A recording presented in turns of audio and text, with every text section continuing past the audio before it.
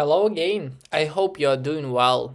Today I want to share with you briefly how I decided to follow Jesus. I was born in non-Christian family. My parents called themselves as Orthodox, but of course they did not visit a church. But when I was young, my older brother visited summer camp at one church, and he was teenager, but uh, he asked many questions about sense of life, about meaning of life, about how to live, and so on. So he find Jesus on that camp. So he became a follower of Jesus when I was young. So from my childhood, I also visit Protestant church, and when I was as young as you, I asked the question: Am I really a follower of Jesus? Am I really um, his disciple?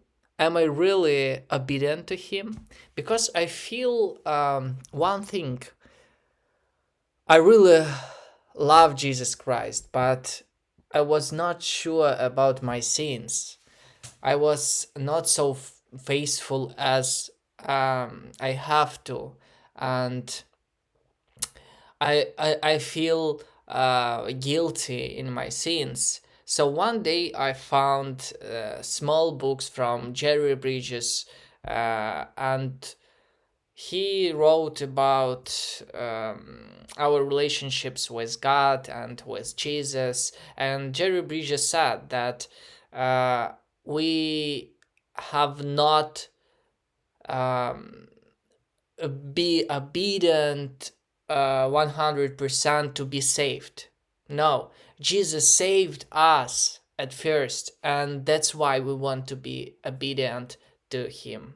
We want to follow Jesus not to be saved, but we follow Jesus because we saved by him. So it was very important book in my life, and I think I was 11 or 12 years old. So from that point, I following Jesus more than 15 years, and I understand that uh, I want to follow Jesus. I want to be obedient. I want to follow his instructions because I love him, and because at first he loved me and he saved me. So that's why I'm already saved, and I'm trying to be obedient. Yesterday, I shared with you some stories about our charitable foundation, about our church. I want to tell you some details.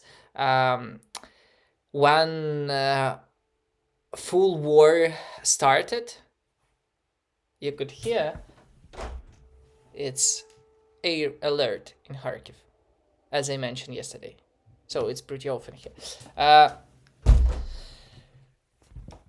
when war started, 24 for February 2022, so our church did not have social ministry or something like that, so we did not provide people food with clothes and so on. But we very quickly understand that the need is huge, so we decided as a church, um, as a God's people, to be obedient and to try to help people who are suffering right now. So, in the beginning of war, when Kharkiv was under risk of the occupation, we try to evacuate as much people as we can. So we evacuated people in western part of Ukraine. Almost all our church were evacuated in Ivano-Frankivsk and western Ukraine. So we opened church there, and we try to help people with transport, with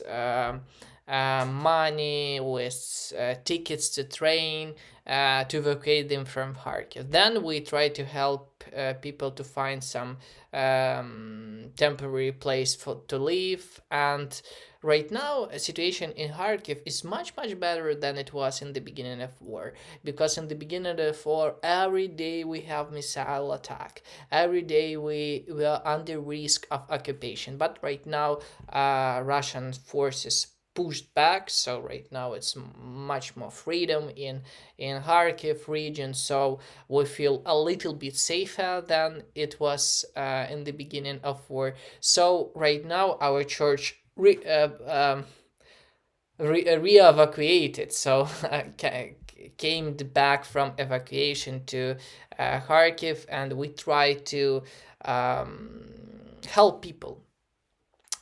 And what was really important for us in the beginning of war, how many people, and your church too, uh, answered on our suffering. So many people emailed to us, called to us, and said we want to help, how we could help.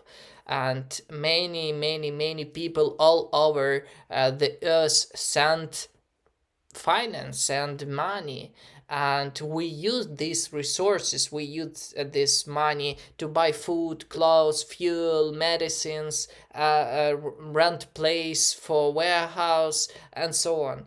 And I just want to share with you this number from the beginning of war to this month, to the July of 2023. We helped more than 200,000 of people, and thanks to people who sent their donations, and who said we want that our money serve to God through you. We want to share Jesus' love to people in Ukraine, so please use this money to buy some necessary stuff to help people. So I just want to say thank you for all donors, for all supporters, for all people who prayed about us. And I want to ask you to pray about our social ministry, about all sponsors and people who donated their money to help people in Ukraine. We are really thankful to God for them.